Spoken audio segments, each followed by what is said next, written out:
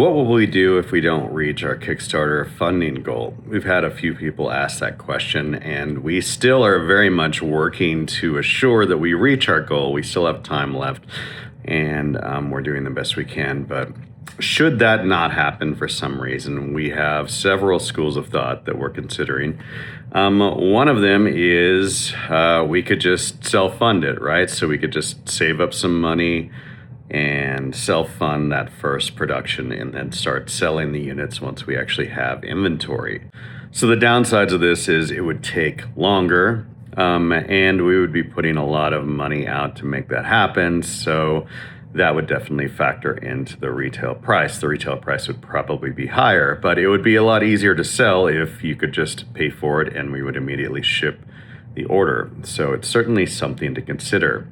Another idea is that we could just keep making them by hand, which we could do. That would be considerably more expensive per unit. We're also considering, is it possible to extend the Kickstarter? The reality is I got sick and I was down for a little over a week, and that cost us a lot of time during the Kickstarter. It just took longer to get off the ground. So there were a number of things that kind of set us back, but we had clear momentum in the beginning, and now it's starting to pick up as we're doing more in-person shows. The reason that we are doing this to raise tooling to get a manufactured product as opposed to just continue to make them by hand is that we can make them more affordably and make them accessible to a lot more people. We want a device that both collectors and dealers can use, and it can be really easy to get your hands on and affordable.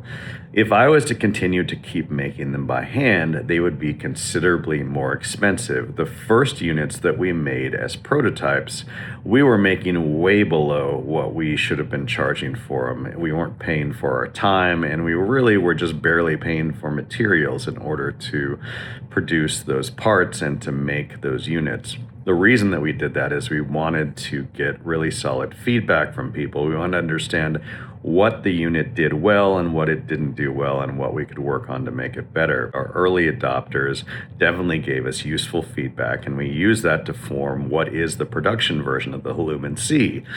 I can continue to make those by hand with my wife, but we're going to have to charge what those are actually worth, which would be thousands per unit as opposed to the retail target price that we're trying to hit with our production unit that is in the mid 400s. So we're in this dilemma. If the Kickstarter does not succeed, it is our fault because we failed to communicate and get the word out enough to raise those initial pre-orders or to build the confidence or whatever that missing ingredient is, we didn't do it. But at the same time, it is robbing the people that do want it of a price point that is much more attractive. So I hope you will support it. I hope you will continue to get the word out. I know that a lot of you that have supported already have sent me messages saying, I have told everyone I know and I'm trying to get they're sick of me talking about it or whatever. And we really appreciate that.